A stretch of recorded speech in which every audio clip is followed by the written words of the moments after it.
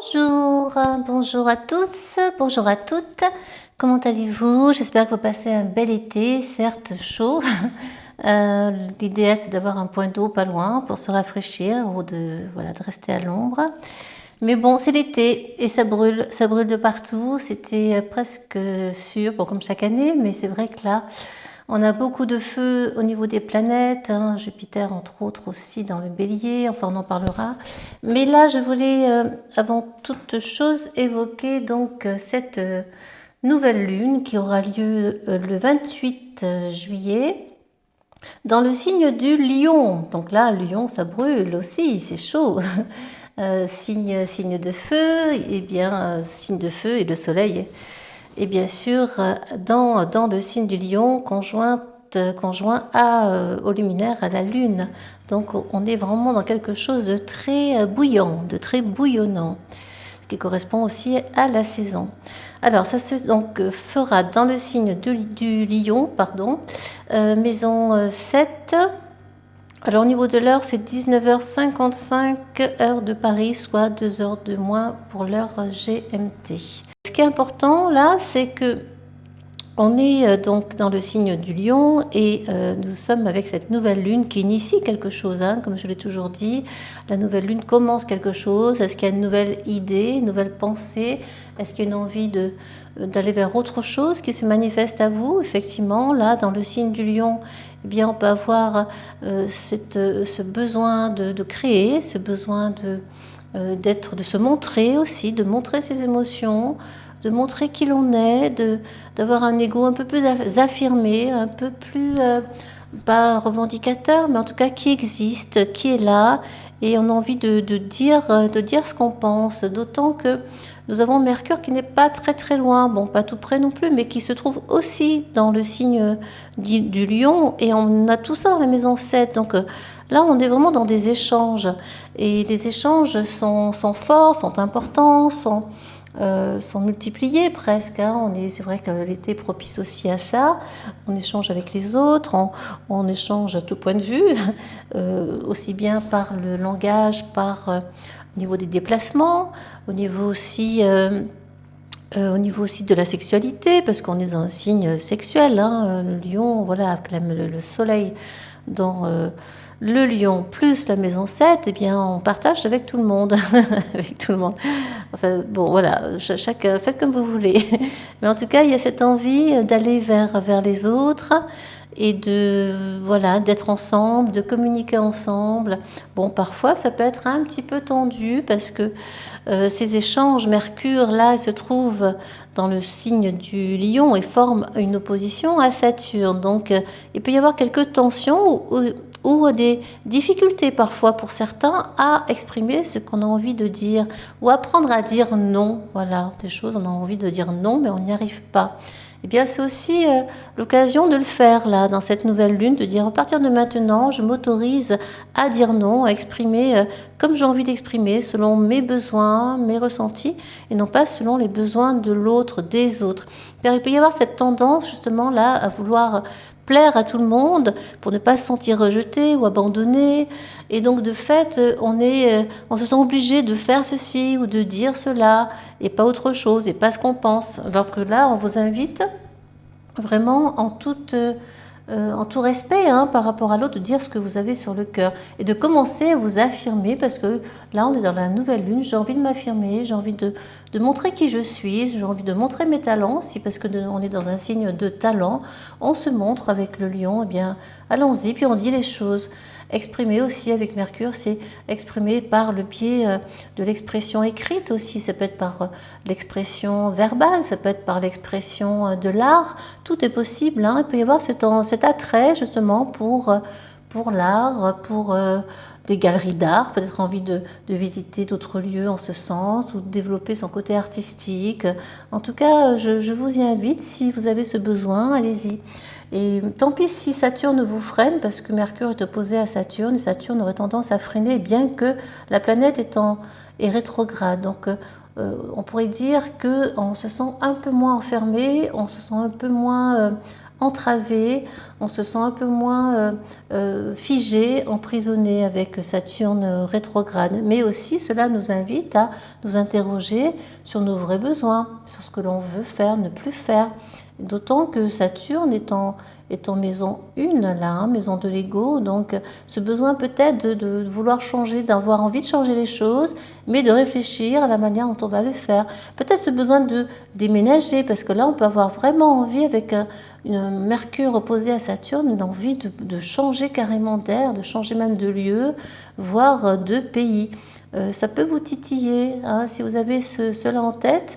Eh bien, ça s'y prête, et c'est fort possible que vous y alliez en fait, hein, parce qu'on est vraiment dans des projets qu'on a envie de mettre en place. Donc la nouvelle lune en Lion nous invite à partager aussi avec les autres nos idées, nos envies, tout en gardant son propre avis, comment dire, son opinion qui est la nôtre, la vôtre, et qui vous appartient en fait. On peut écouter l'autre tout en étant en accord avec soi-même. Alors, on a quelque chose d'important aussi là-dessus, sur cette nouvelle lune du 28 juillet 2022.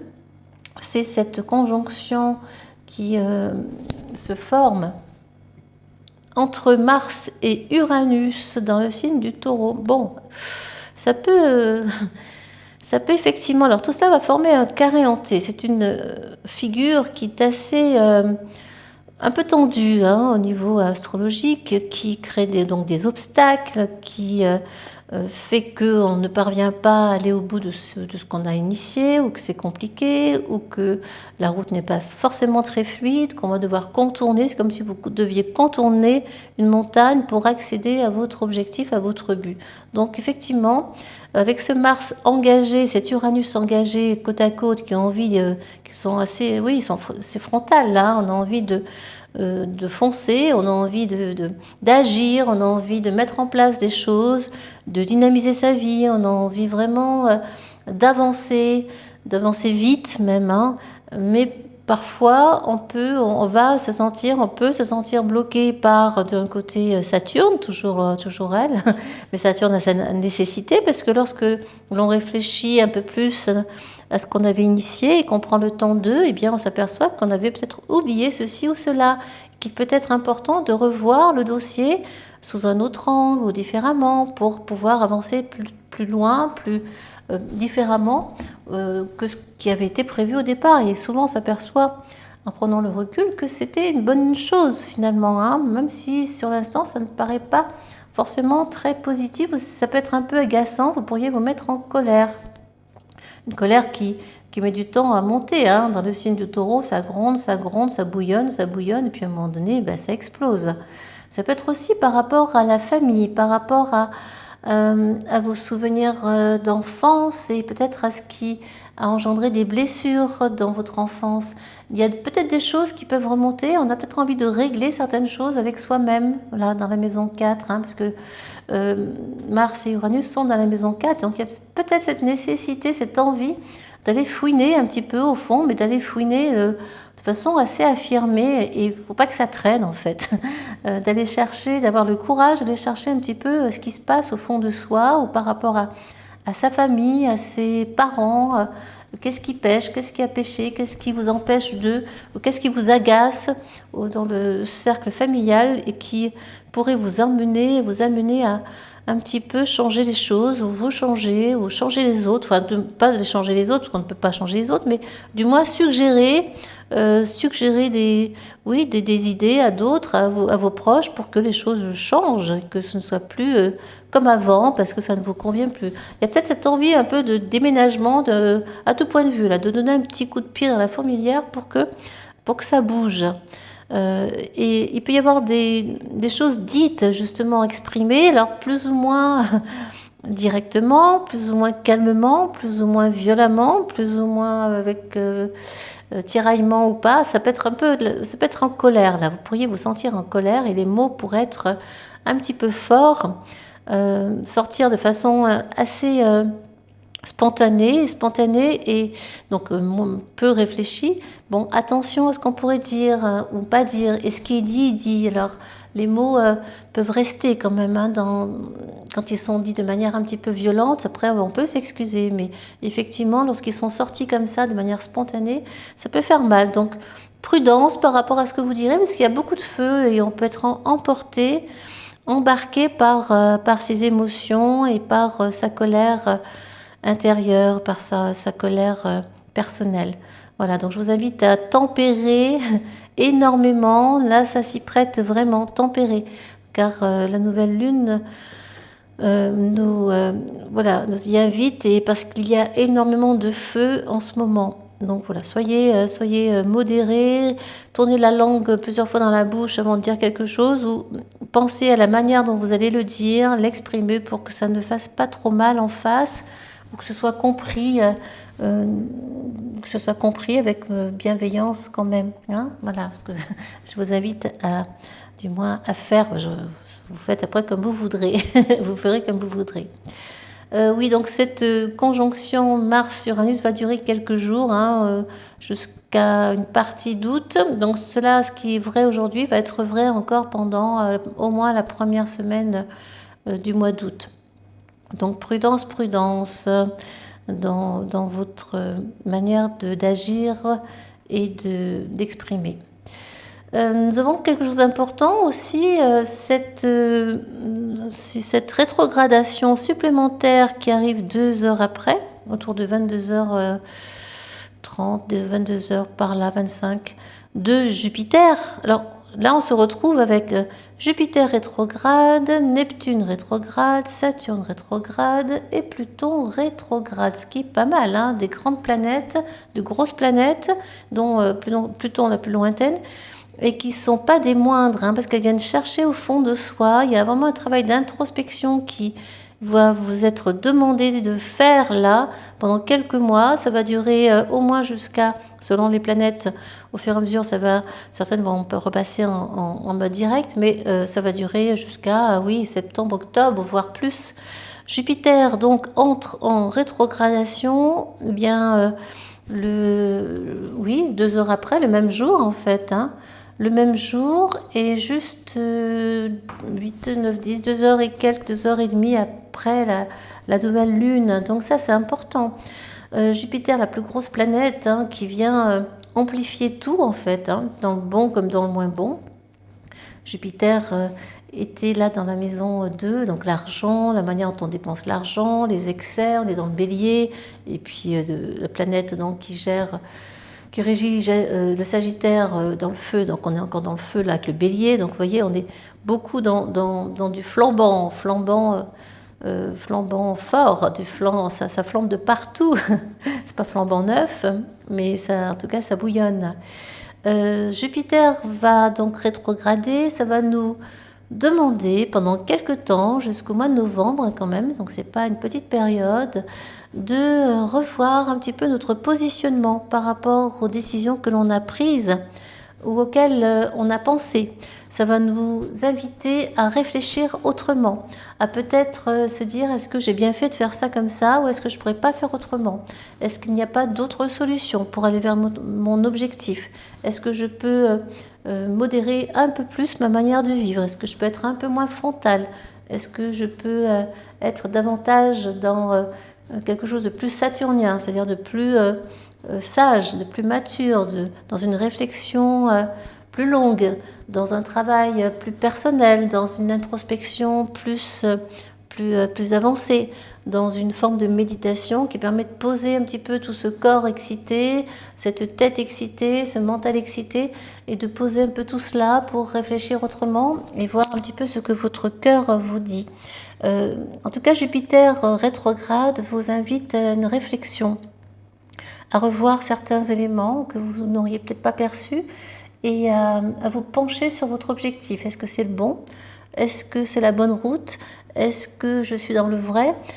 Et pour ça, pour en être plus ou moins sûr, il est important de lâcher la tête, je le dis souvent parce que c'est le plus important, et d'être dans plus de respiration, dans votre respiration ventrale, c'est possible abdominale, si vous y arrivez, et de vous poser, même si c'est l'été, même si on a envie de faire plein de choses, c'est le moment de vous poser, d'être moins dans l'excès, en tous sens, charnel, de bouche, parce qu'on est à la maison 2, donc de se nourrir autrement, d'être un peu plus modéré, de penser plus large, à plus large échelle, un point de vue plus terrien, plus planétaire, et de réfléchir à tout cela. Donc c'est pas que pour des projets, c'est par rapport à votre manière de fonctionner propre, personnelle. Qu'est-ce qui pêche, qu'est-ce qui, à votre avis pour vous, ne va pas, qu'est-ce qui vous met en réaction. Quand on est en réaction, ça veut dire qu'on n'a pas réglé nos blessures. Et pourquoi on est en réaction, il y a quelque chose à comprendre. Donc, on va vraiment nous inviter là, à cette réflexion profonde. Et avec toutes ces planètes rétrogrades, vous n'avez pas le choix en fait. Se pose cette question-là, ces questions importantes d'introspection, de réflexion par rapport à sa manière de vivre et de penser et d'agir. Et d'être un peu en accord avec soi, de se responsabiliser. Là, on nous parle vraiment de responsabilité avec Saturne rétrograde. Avec Pluton rétrograde, on nous parle d'un grand travail profond d'introspection, de transformation. Alors, il est toujours dans le Capricorne. Et il reste encore quelques temps jusqu'à, je crois, début 2023. Il va enfin repartir en mode direct. Mais toutes ces périodes-là, ces années-là qu'on a passées, ont été importantes, justement, sont importantes pour ce travail justement de réflexion et de transformation profonde. On ne peut pas transformer les choses radicalement si on n'est pas allé au fond de soi. Et parfois, effectivement, aller au fond de soi, c'est un peu douloureux, ça demande d'être humble, de laisser l'ego de côté et de réfléchir vraiment autrement sur soi, sur sa façon d'être. Encore une fois, sur ce qu'on fait, voilà, de s'observer, d'être capable de dire, ben non, là, c'est pas bien, je vais faire autrement, ou je ne suis pas respectueux, ou je ne suis pas juste. Peu importe, on est tous comme ça. C'est important juste d'en prendre conscience et de réussir, de parvenir à se transformer. On ne peut pas se transformer si on n'est pas allé au fond de soi et qu'on n'est pas allé regarder très très au fond. Donc toutes ces planètes, même Neptune qui est rétrograde depuis quelque temps aussi, continue à nous interroger. Alors on va être on est moins leurré avec Neptune rétrograde, on est moins dans la désillusion, on va être davantage dans plus de clairvoyance, on voit plus clair, on est plus en accord avec ses intuitions. On sort du brouillard d'une certaine façon, ça va durer quelques temps. Profitez de cette période-là pour justement, si la situation vous semble plus claire, si la vision est plus claire, eh bien de vous diriger vers ce qui résonne en vous, avec votre cœur, avec votre âme. C'est très important. Et ce Neptune rétrograde va vous y aider justement, avant qu'il ne repasse en mode direct d'ici, je crois que c'est octobre. Je revérifierai, mais en tout cas, vous avez encore le temps de réfléchir à tout ça.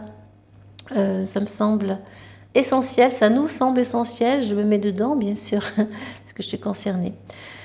Dernière chose, cette Vénus qui est dans le signe du Cancer et qui forme un carré avec Jupiter. Alors justement, la Vénus, Jupiter passant rétrograde le 28 au soir, je vous l'ai dit 2 heures après, à peu près, un peu plus. La nouvelle lune nous interroge, va initier un nouvel élan amoureux, du moins va vous interroger sur la manière bien de vivre cette relation, si relation il y a, la manière d'aimer l'autre. Est-ce que vous êtes dans l'excès? Est-ce que c'est trop sexuel? Est-ce que c'est trop tourné vers l'autre? Est-ce qu'il y a trop d'affect vis-à-vis de l'autre? Est-ce qu'il y a du respect? Est-ce que c'est quelque chose, une relation trop dans la colère, trop directe, trop dynamique, trop feu? Est-ce que ça laisse trop passion? Est-ce que ça laisse de la place à plus de modération, à plus de sagesse? Est-ce qu'on peut peut-être faire autrement? Oui, ce sont les amours d'été, effectivement, qui sont tout feu, tout flamme, et qui peuvent laisser ensuite un sentiment de manque et d'abandon lorsque l'été se termine. Donc voilà, on nous invite aussi à réfléchir à tout cela. Comment est-ce que vous vivez vos amours? Comment vous faites vos rencontres? Et comment vous les ressentez au fond de vous?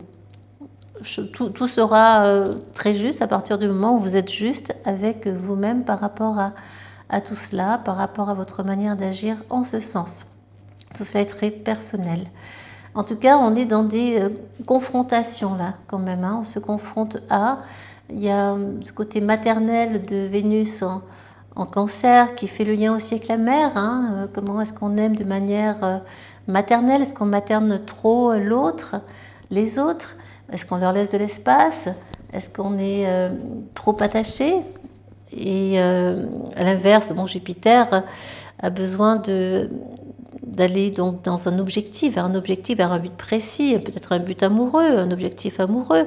Mais là, on est dans le signe du Bélier, donc c'est assez feu, c'est assez passion. Donc, est-ce que cette passion-là vous convient? Est-ce que vous êtes en accord, en équilibre l'un et l'autre avec cette manière d'aimer? Voilà, c'est ce que, en tout cas, c'est l'interrogation qui se pose ici avec cette Vénus qui est carrée à Jupiter. Voilà, les excès, attention, excès sexuels qui peuvent engendrer des problèmes gynécologiques. Là, on peut y être complètement dans cette configuration, surtout avec Vénus en Cancer. Attention aux cystites pour les dames. Buvez bien et voilà, prenez quelques précautions.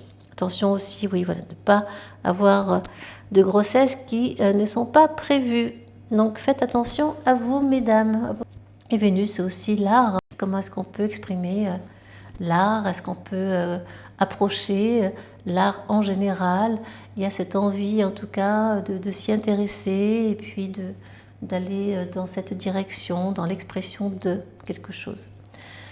Écoutez, moi je vais m'arrêter là. Je pense que j'ai fait à peu près le tour de la question. Donc, vous l'aurez compris, une fin d'année, pas d'année, une fin de mois, pas tout de suite.